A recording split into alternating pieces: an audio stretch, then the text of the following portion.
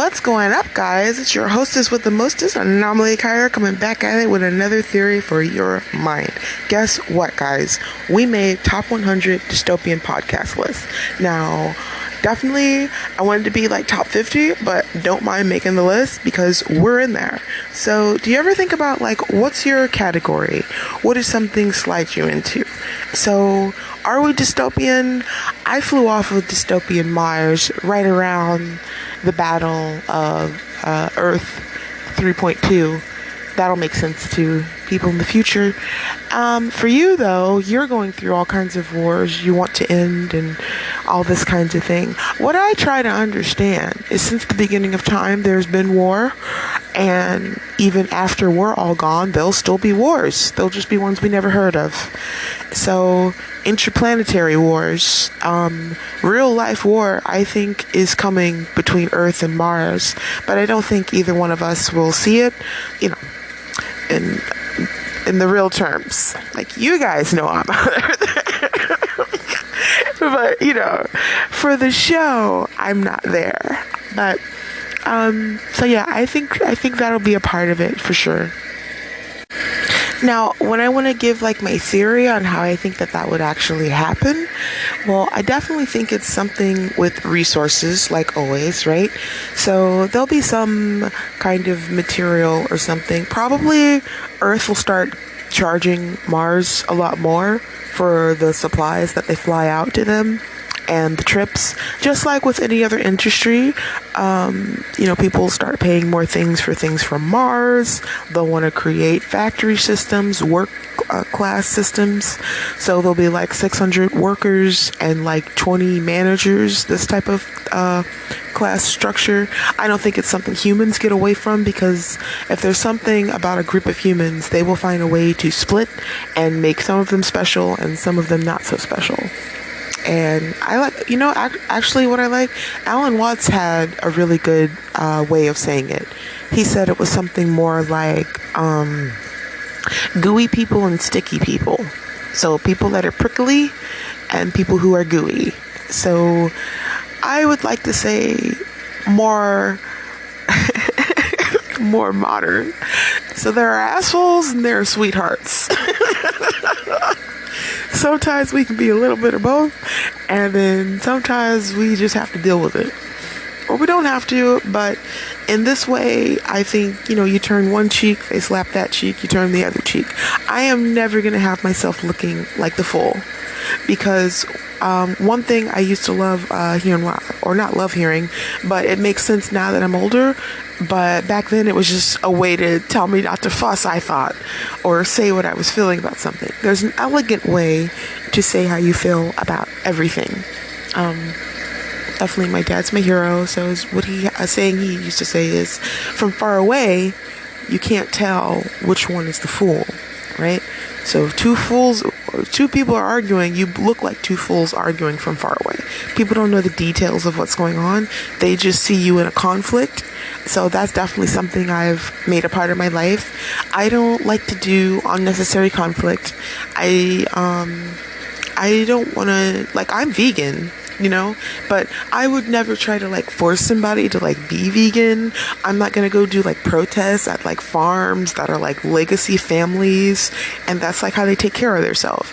At some point, I feel like some of the things today are more focused on getting a result than who they affect.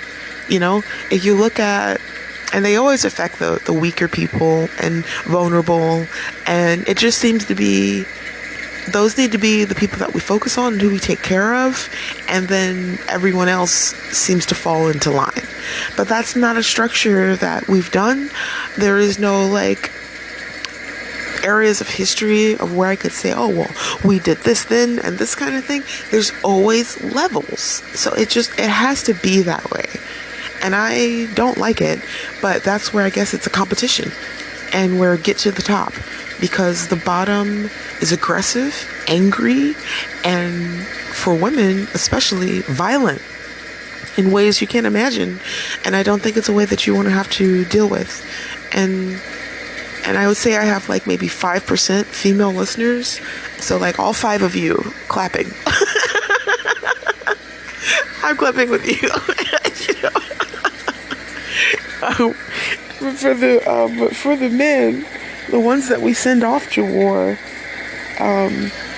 they've been sending men off to war to save pieces of paper and land that they don't get to keep for centuries, for more than centuries, for millennia, and I will continue. And which is why I have the idea of this is probably a war planet, or ours is a war dimension, and we solve things through going to war. So if that's the basis of how you want to see it, you crush any enemy that you have. You leave no survivors. There are no mercies.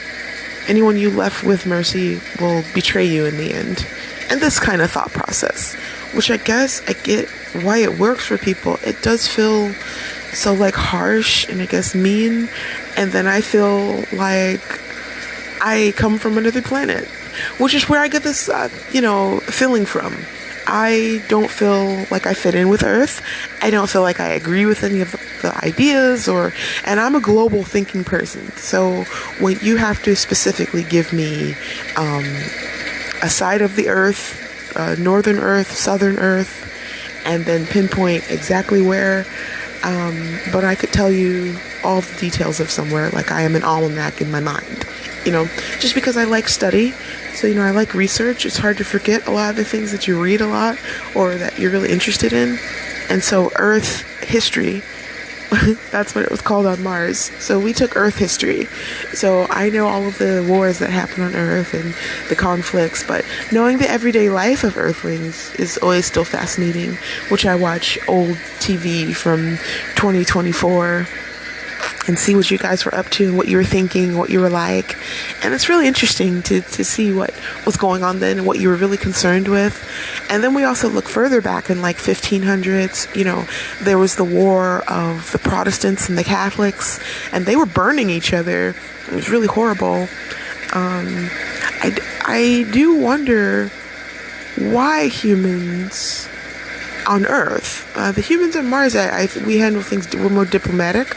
So, we like trophies too and competition, but we just use it in a different way. I can't go into a lot of detail because, messing with the timeline. But like, it just wasn't like blowing each other up or whatever. So it's like all the other stuff, which you still get fighting. So like, but my theories and stuff I wanted to come back to. I have one that I wanted to go into called protective code.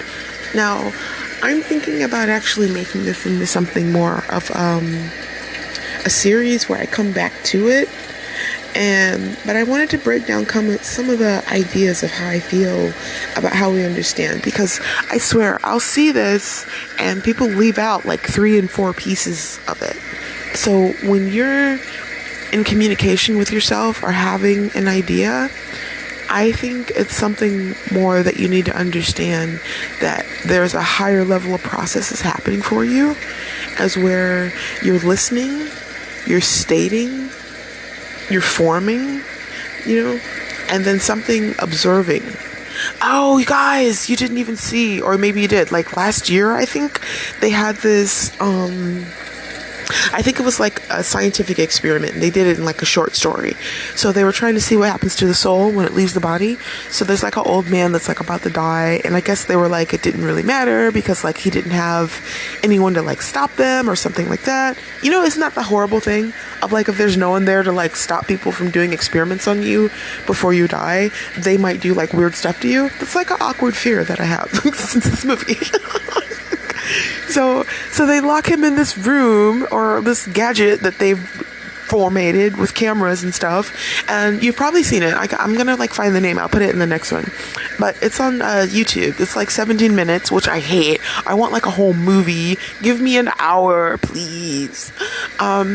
So we have like one good person. So it's Marissa Tomei. Love her. So there's Marissa Tomei. There's Minnie. I know her name is Minnie something. And one of our other guys from one of our beloved little Jews from one of the comedy films. I cannot remember off the top of my head now, but that DJ guy was in it, and they went to a fraternity, and Stifler was in it right after he was coming out of that American Pie time. So it's like that. But Anyway, so he's one of the scientists there. So they're waiting to see how so the guy dies, the soul comes out, they're like, ooh, we're tracking, we can see like energy fields, but the Marissa Tomei character, or she's playing another scientist at the college that works there or whatever, and she's like, she can see like his soul, like he's like, oh, let me out, or he looks trapped, or he's like showing distress. I mean, when my heart dropped, like, that would be horrible. Like, if you die and you can't, like, the door is closed to your body now, so now you've got to get out. Like, heaven's got to reach out for you and take you, or the other, like, dimensions open up and you're like food, which is why you need the protection of God upon you. And people don't even know that part of it. No one's talking about that. And that's the more scary part. Like, if you get into what's really going on, it's not all airy-fairy, okay. So he's begging them, let me out of this box, or turn off the machine, or something, because he feels something coming. And then he like scoots up into like the upper corner, and she's like, oh my god, he's scared, like something's going on. They're looking at her like she's crazy. They're like, oh, we have energy signs. So they're happy that their machine is working, and she's losing her mind because she's like watching a soul be scared, because that would give me like, oh my god, so there's a soul that's like afraid. Wow. And what is it afraid of? So, and she had a really good feeling to help the soul. So she cut off the machine really quick, or like turn the power off or something, and then turns it back on. So the soul had enough time to get grabbed by heaven, and the box would close. And then whatever was coming in to get him, so something was like breaking that field. That also means that whatever that form is has an aggressive power in that world, but the heaven light doesn't. Right? So the heaven light didn't break through the machine, but this dark light was breaking through the machine. No one's talking about that side of it, but I'm just saying, I want to talk about all the parts of it. So, okay, so he gets grabbed up into heaven, the light's gone. So whatever was breaking in, boom, breaks in, the power comes on, it's trapped inside, right? So now she comes back and they're like, okay, so what happened? And they're like, well, whatever was trying to break in is now inside. And they can't see. She can see. And it looks crazy. Looks like some Hellraiser type. Oh, wow. They did the makeup so good. And it's always creepy when there's like one innocent girl. So there's like one innocent girl standing there, and she goes, shh. Oh my god. You don't need words for horror. I'm telling you, my mind did enough in that whole moment. She's got demons behind her, demons next to her. She's holding a weird, gooey, scary baby. She looks like an innocent little girl saying, shh, oh, ooh, and then the Marissa Tomei character, here's what I'm saying. Did they break through to get into the box, or are they just around us all the time? Right? That's what I'm saying. How'd they know the guy's soul came out? How are they being informed? I don't think they're like a hell dimension. They seem like things that just like fucking up souls, or maybe eating them or whatever. So through the whole movie, there's this, the leader of this group, the money bags or whatever. So they play her like she's really evil or cold-hearted, which I really don't like, because like, if you have made it long enough, what I found is probably the person who's not running the show is an asshole. The person running the show is usually the nice person. I really don't get why every movie says this. Like, most of the billionaires are kind of nerdy, they're funny, they're a little sweet, they're doing horrible things at a lower level. Who works at the lower level? Not the billionaire. They haven't seen an office for years, which is the point of becoming one. You want to get away. I can't wait. I want to be away. I want distance. Make enough so you can disappear, that kind of level. So, but they made her very annoying, and she goes up to it and she's like, I want to go inside. Who would want to go inside a machine that you knew worked and does something with souls that either come from like heaven or dark? Think whatever you want, but something was in there. She's insane. She's trying to prove her point. Okay, fine. So she goes inside. That's the end of it. We don't see what happens to her. We don't see if they grab her or if they don't. Are they in there? But when she opens the door, do they come out? Did this box just open up a port? They could have went so many ways with it. I love that they didn't. They let your mind do whatever your mind's going to do with it, But the Marissa Tomei character sold that whole scene. So I gotta say, she's like an amazing actor. I've loved her forever. I couldn't tell you one other thing she was in because I probably wasn't born, but I saw, like when I was really little, way too many times on like HBO, like on repeat, because you'd like have to like I had to like sneak to watch these shows or whatever, because I was like a baby. You're not supposed to watch this stuff, and I'm so happy that I was raised that way, because now it seems like childhood doesn't exist and everyone just knows everything at every age, which is like weird. So like nothing's a new experience for you. So okay, things are still new and shocking to me. So yay, I get to like stay like a baby, I guess. I don't know, but like I'm full adult, and then I know other things. Okay. Anyway, have a level, balance, all that stuff, or imbalance, because I saw another thing. Hold on. Like, I saw another thing that said something about, was it that, Goggins? He was talking about, that's not true. And I finally found someone to agree with. I don't think so. I don't think balance is real. I don't think you can have a balance. If you balance everything, doesn't that mean that, like, everything is getting half? So you know, like, you have to go in and be obsessed on one thing constantly. Other things are going to fall. I've sacrificed so many things have fallen apart. I lost friendships, positions, you know, accolades, compliments, any of those types of things I have had to give up on to chase this dream that I have. And I'm still formulating it now, which is kind of wild. And then just when I'm starting to have some emotion about it, or think some kind of feeling, you know, I don't get paid for this. I pay to do this. So, you know, I'm covering all of this stuff. I'm doing all these things. I'm not really sure, you know, who cares about, you know, me. I'm not Joe Rogan. You know what I mean? Like, I can't get some super big star on my podcast who wants to come and listen to me about like outer space. And, you know, but apparently somebody does. So there's a whole group of people, time travelers, love you guys, hi. And by the way, Germany, das ist gut. I am, like, I had no idea I was going to be so big in Germany. Apparently, you guys like space stuff. My numbers in Germany just keep going up and up and up. I got Netherlands now. It's rising up. I have a little area where I can see like how many levels of listeners are like coming up. That number went up. It used to be Ireland, but I guess Ireland went down. It's going through a lot of problems right now, so I understand that. But Germany went way up from like 4%, skyrocketing. Almost most of my viewership. And now I see Netherlands coming up. So hi, Netherlands. Hello. I would like to, I was thinking about if I should try to pronounce your towns, but then if I butcher it and say it wrong, you're going to totally hate me. So, like, but I don't feel that way. Like, I don't hate when someone says my name wrong, you know, but then there are people who do, so, like, I get it. So I'm not really sure, like, if that's, like, how I should say about it or whatever. You know what I mean? But, like, okay, we'll try. Okay, so for Germany, oh my god, don't like, oh my god, you guys are gonna be mad. I don't know. Thuringia? Yeah? Okay. Baden-Württemberg region? Hesse?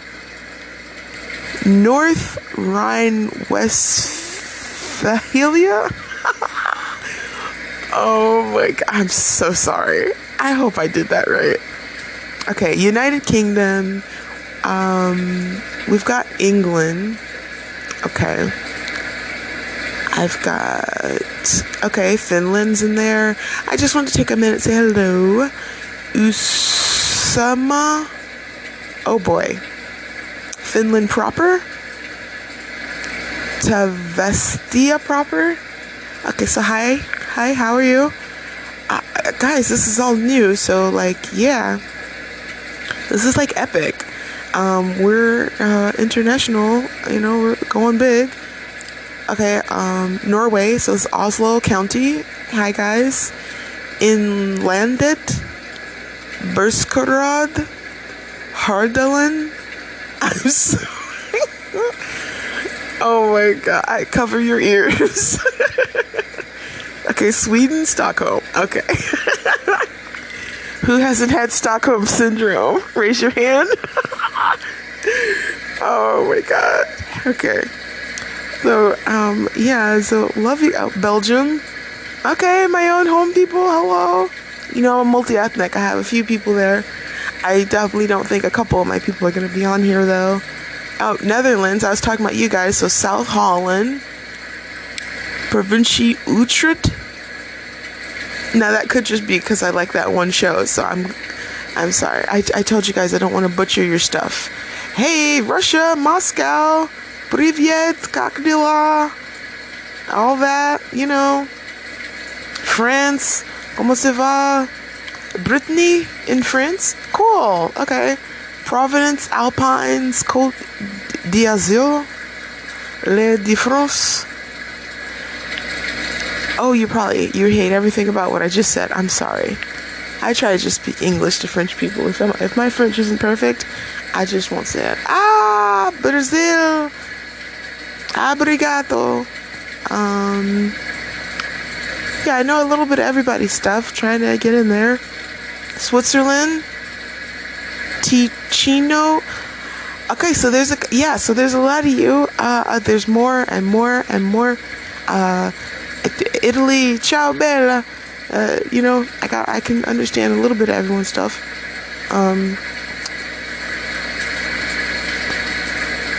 Okay, Israel, Tel Aviv. Do I know how to say hello in that? I can't remember. I think I do, but I know how to say yes and no. Keen, low. No is low. Ha ha. See? Know a little something in everything, you know, so you can be international, as I am. I am international. I am global and intergalactic. So I went from being international to being intergalactic, which just makes more sense because I can zoom out and let's talk about planets, you know. Now, nobody can be from Neptune or Jupiter, I'm saying. But, you know, if you want to be like a whole thing where you could be a ship that just floats around Neptune or Jupiter, there's nowhere to land, so maybe you're just in the surface or something, or you have machines that react to the chemicals in the surface of Jupiter.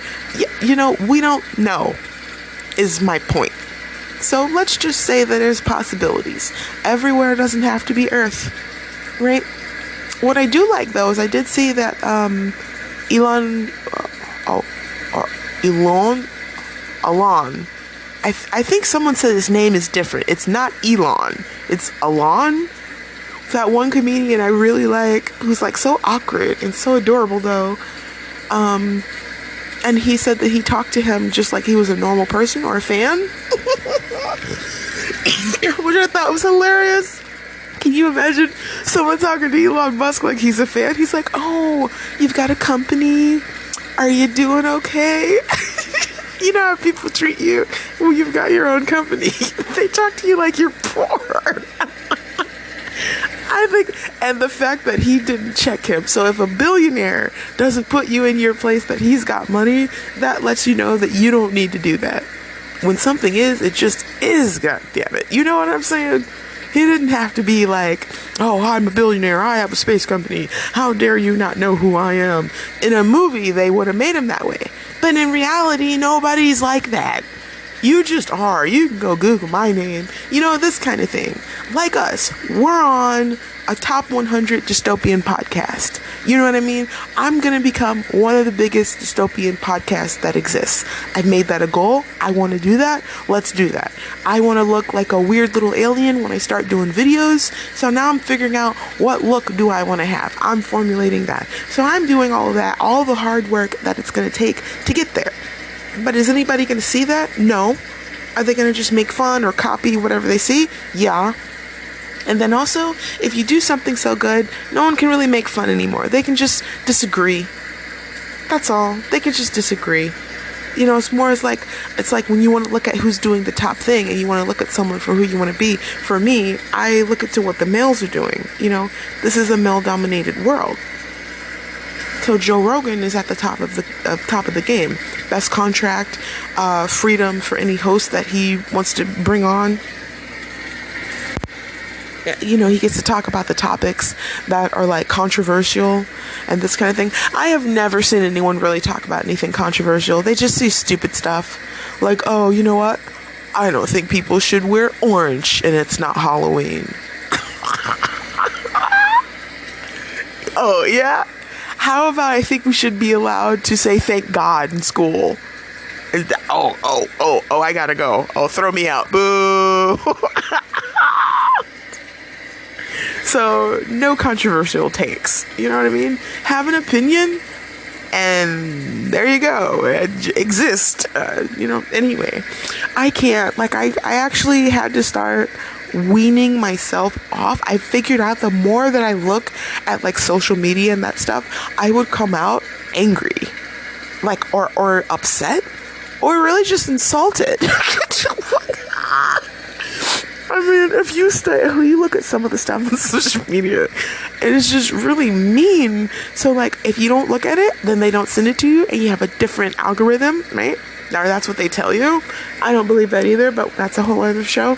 But okay, so I get cute stuff, like there's these really nice stories about like rescues and humans who become friends with animals and those different stories and stuff. I like that. Like there'll be a man that stops in the middle of the street to help ducks cross the street, like that kind of stuff. Or there's this lady who dresses up her hamster in like cute little shoes and like a little hat, and he's got like a little a little clear table that he sits at. It's like a 3-second video, so he just eats like a tiny piece of strawberry, but it looks like he's standing eating strawberry. It's so creative and adorable, and it's just like, it's the sweetest, like, quick little hit of joy, you know. And I love these accounts, and I make sure I give them the most like support and likes and comments and that kind of stuff, because that's the kind of stuff I want to see in the world. Just cute moments of people enjoying their life and loving something, you know. And when it can't always be that, it's like bigger stuff. So I always want to look at business mergers and takeovers and, you know, more of that aggressive natured stuff. But sometimes, you know, I want to doll it up and look at new outfits. Like, you know, I was just looking at new futuristic outfits. I'm really excited. So this whole structure is changing, and it's going to want me to start making full videos and this kind of thing. I wasn't sure like what kind of video I'm going to make of this. It's just me talking. Like, that's what I mean. Like, I'm not a production team. There's no manager or crew. It's one person. But the more I'm looking into it, I'm like, okay, so I'm following some people that are one person. They're kind of just doing their thing. They just, you know, they load in and they just give the content, and who likes it will like it. And you guys liked it and voted, and I didn't even know I was a part of a thing, but now I'm a part of a thing, and I'm a thing. Like, I'm a and I know it's like tiny, but it's just like when you feel like, oh my god, what am I doing this for? Who cares? You know, or maybe someone you told made you feel that way, because that's really what it is, because no one feels that way about anything that they dream about or do. So someone crept into my head. I know where. I cut it out, but it got in me, you know. It can get into anybody, and these are weaknesses, and it's like meditations. The Stoics believe that, you know, when you have these types of emotions, well, for me, I'm going to definitely start for the woman form. So woman form of Stoicism for me is going to be heavy on emotional control, because if women need anything, it's how to live without fully living through the emotion we're having in that moment. You know, so like for me, it's very overwhelming and anxiety inducing and stressing and all this kind of thing.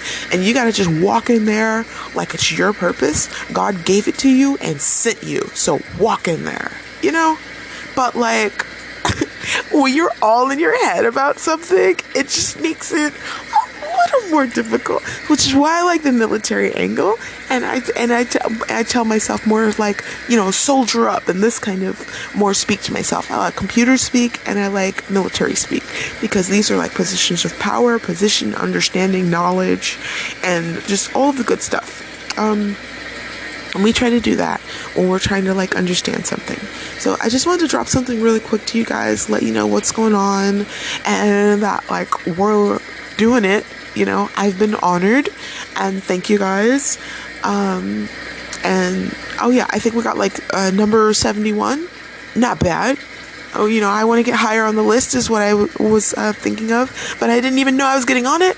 So, you know, God will put you places you didn't even know you're competing. I'm in here, you know, and I'm in there with places who have like real teams and like money behind them. So, you know, if I made 71 up against a millionaire, I still count that as a win. A win is a win. A win is a win. All right. I'm so happy to see you guys. Hi to all my new listeners and all my new countries. This is me waving to you.